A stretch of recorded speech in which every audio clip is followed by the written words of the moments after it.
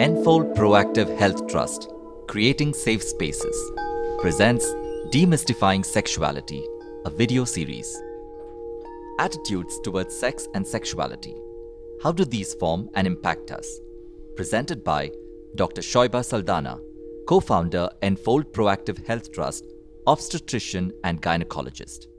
Hi, I'm Dr. Shoiba Saldana. I'm a gynecologist by profession and a sexuality activist by choice. Today we're going to be speaking about attitudes to sexuality. The place of sexuality has changed enormously throughout the process of human evolution. If you look at early mankind, womankind, humankind, sexuality was inherently for reproduction. It also gave pleasure, for emotional bonding, for comfort, and sometimes used aggressively for domination. As human beings moved from a nomadic culture to an agriculture-based process and living, it became important to own land because that was food and therefore survival. And some stronger men started dominating other men as well as the women. And then this was used further, caste hierarchies, class hierarchies were created to maintain a dominance. In this process, women too had to be subservient to males for both food and survival. And slowly, from the hunter-gatherer stage, where women could both hunt and gather, and be almost equal partners within the society, they suddenly became relegated only to producing children and nurturing children and to maintaining the homestead. The survival of a tribe depended on their numbers, and so when women produced babies, their reproductive capacity became subjugated to the needs of the tribe. It was important that women reproduce and continue reproduction, but it was also channelized as to whom they had babies with. And for the first time, as tribes settled down and the concepts of both the father, who the father of the child is, and understanding that sex caused children, and the male with whom the woman had sex, it was his child, which she held in her womb. The concepts of marriage, monogamy, subservience of women, male domination started developing. Heteronormativity became the norm because it ensured there was further number of children, and homosexuality was denigrated.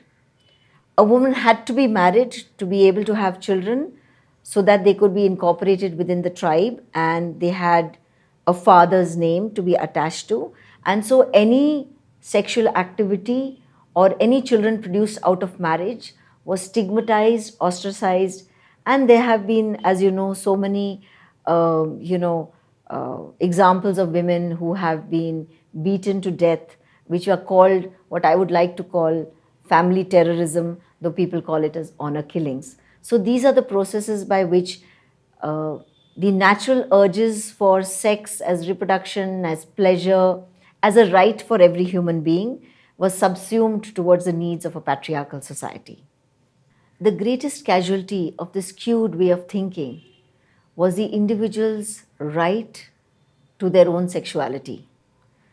Because women had to be subsumed to the patriarchal notions of childbirth, they were stigmatized if they were not virgins, and women's sexuality was tightly controlled. So there was no conversation about women's sexuality to give pleasure, to give for their own sense of beingness. Even to that extent where women were convinced that it is their bodies which cause men to behave in a sexually irresponsible way, that it is their body which causes them to be raped or sexually molested. And so this desperate need for society to keep women's bodies covered because they felt, they were taught, and they were brainwashed to believe that it is their body which causes men to behave irrationally, to behave in a way which causes attacks on them. And this is this most vicious trope where you will see so many cases of rape or sexual molestation where the question is, But what was the girl doing to cause this behavior towards her? This attitude to sexuality has caused a deep and irreversible harm to anyone who does not wish to conform to this.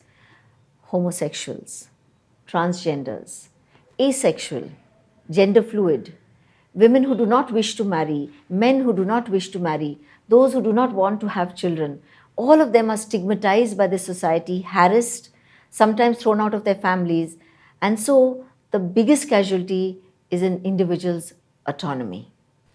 What has been the result of this silence over sexuality? Firstly, all the words for sex or for the genitals were removed except in the medical lexicon. And so what happened was a whole lot of slang words are used. For example, we say pee-pee and su-su and sisi, and yet we never say nunu for nose or mumu for mouth. So immediately there is a difference. When I sometimes work with young people to ask them terms for the vagina, for the penis, for the vulva, for the buttocks, they look embarrassed because the only terms they use are those which are used in a derogatory sense. Secondly, because of this silence, the way anybody understood about sexuality or even the basic reproductive function of the body was through pornography or from their friends or from magazines, which may not have the right information.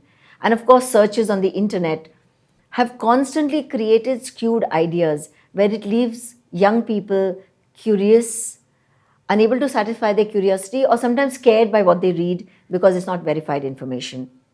So what you end up with is a deep need to understand which is unfulfilled. The next casualty was the fact that sex for pleasure, sex for emotional bonding, for just pleasure for oneself and a partner has been wiped out. And so therefore it is only for reproductive function or within the strict norms of a marriage or a common law partnership. So anything which is non-monogamous, polygamous, multiple partners, frowned upon, stigmatized. One of the greatest casualties was that other than heteronormative sex, anything else was wrong. So for those number of people, vast number of young people, older people, they had only to go to hidden places, to sex workers, to single bars, never being able to express their own sexuality within families, within functions, at the spaces which were safe and yet supportive of their sexuality. Even further, children are desexualized. So often when we would go to schools to say we are taking classes on sexuality, they would say, our children are very innocent. They would compare and confuse ignorance with innocence. Not knowing about sex or sexuality is ignorance, not innocence. But the context of innocence, so that only when you get married you will know about these things, became so ingrained that a child who would ask a question about a sexual word they have picked up or something they read on an advertisement would be shut down and there would be embarrassment in the house. Again, in this process of sexual desires and urges, there was a differentiation between men and women. So a man who had many sexual encounters was given terms which were aspiring, stud, Casanova. Whereas a woman who had multiple partners would be given derogatory terms, terms which would equate her to a sex worker rather than just being the expression of a person's sexuality. Even further down the road, as sexuality and everything about reproductive function was shut down in silence, there were many pregnancies. And a woman who became pregnant outside marriage, or even if she didn't want to have the child, was stigmatized, ostracized. Even in the Hippocratic Oath, they have stated, you must not help a woman have an abortion. So strongly were they determined to punish a woman for a sexual encounter which may not even have been a choice, or if it was her own choice, was as much a result of two people, a man and a woman having this sexual union. And so therefore, the context of abortions, where if you know across the world, the sort of harsh laws which are created where a woman may die rather than be given, provided the support of abortion, healthy, safe medical facilities. Finally, another area, the older person.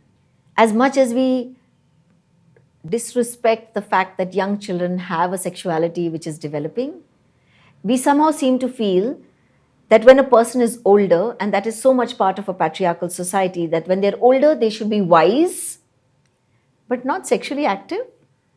And so often when an elder person, 65, 75, 85, wishes to marry, wishes to have sexual encounters, it is considered, a person is disrespected for it. Like, why would you want to get married? Women particularly, apparently when they have finished menopause or they're no longer able to reproduce, they shouldn't be having any sexual desire. They should be taking care of the young ones. Their own sexuality, their own urges, their individualness should be shut down. And these are ways society disrespects sexuality in the elders. And what about people with a disability? Of course, just like everybody else, they are sexual beings, they have sexual feelings, and yet again, in the process of male primacy and patriarchal notions where every child should be born healthy, so many children, maybe even intersex children, children who had some sort of a deformity when they were born, were often killed because they did not fit the process of tribe building. The fact that a person with disability is extremely contributory to society, creates a different space, has talents, skills, attitudes which enrich our society, and they have absolute ability to be sexually active, to have sexual partners, and to lead a very fulfilling sexual life, has somehow been squashed in the notions of sexuality and our attitudes to sexuality. One of the things which arose with this lack of any discussion or discourse over sexuality, the individualness of sexuality, autonomy, sex for pleasure, a positive space for sex, was the arising of pornography. Now we do know that so many temples and ancient temples had pictures of sexual activities and positions on the temples, high up on the walls where they could be seen by older people, and they learnt a lot from that. But if you look at pornography, pornography is a burgeoning industry and it gives a lot of knowledge. But the problems I face where pornography is concerned is that when young people see pornography, they think that's the gold standard. In a way, to me, it's like advertising for cigarettes or alcohol. You never show the vegetable vendor sitting over there with a little beedi. You show a guy with a cigarette walking out of a palace, wearing clothes worth ₹1 million, getting into a car, a high-end car. So what you're selling with the cigarette is not the cigarette, you're selling that entire lifestyle. Similarly with alcohol, you see a person with a glass inside the business class of an jet with a suit and clothes and beautiful people around him.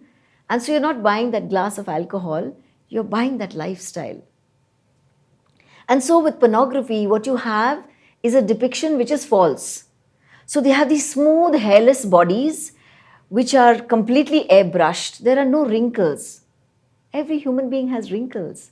It doesn't come in pornography.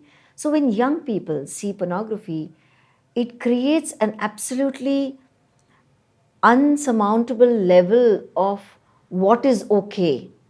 If I don't have that sort of a body, will I never be able to have good sex, enjoyable sex? Will I never be able to have pleasure? Will I never be attractive to my partner because I don't have large breasts, a long penis, a smooth, fair, muscular, curvaceous body? And so to me, pornography creates an unreal expectation for young people who may have not ever had sex. For people who who are in a sexual relationship, when they watch pornography, they're able to say, yes, this is real, this is not, this is fun to watch, but this is not mission impossible in the bedroom. On the other hand, unfortunately, it always shows prowess and performance.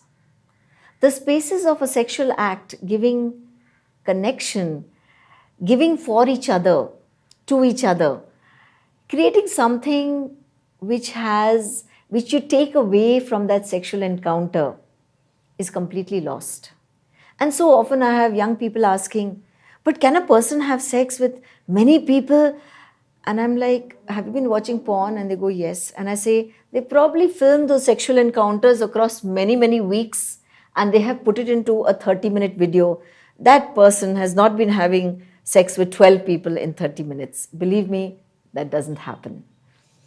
The next thing is pornography. As pornography is developed further and further, people's tastes also demand more and more. And so now, as you're aware, violence, child sexual abuse is being used to create child pornography. And in those cases, there is no consent by the child. Adult pornography, adults are willing, they're happy, they're paid for it, it's a job, it works fine. Sex for money with the consent of an adult without coercion is fine, but definitely not children. This video is part of a series of videos and learning content aimed at addressing gender-based violence. These videos provide practitioner perspectives by professionals and experts in the field. We hope these videos generate further discussions with peers, family members and teachers, encourage curiosity, and seed further research ideas in these domains. We gratefully acknowledge the following for their support: Gaurav Krishna, Keshav Rajendran, Ishwar Shankar, Mohan Ram, Clockwork Captions, Enfold Consultants, Ford Foundation.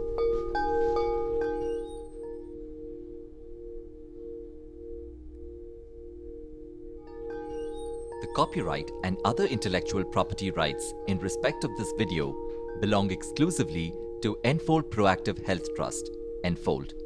Enfold licenses this video under the terms of Creative Commons License CC BY-NC-ND 4.0, the details of which can be found at https://creativecommonslicense.org/licenses/by-NC-ND/4.0/. Any use or reproduction of this video contrary to or in violation of the terms of the aforesaid Creative Commons license will be illegal, and Enfold reserves the right to take suitable action in respect thereof. Enfold also reserves the right to modify, terminate or revoke the license granted as aforesaid, or otherwise exercise any and all rights in respect of its intellectual property without further notice, and the same shall be binding on the licensee or user or reader thereof. June 2021. Enfold Proactive Health Trust. www.enfoldindia.org. Contact info@enfoldindia.org. +91 99 000 94251. www.enfoldindia.org.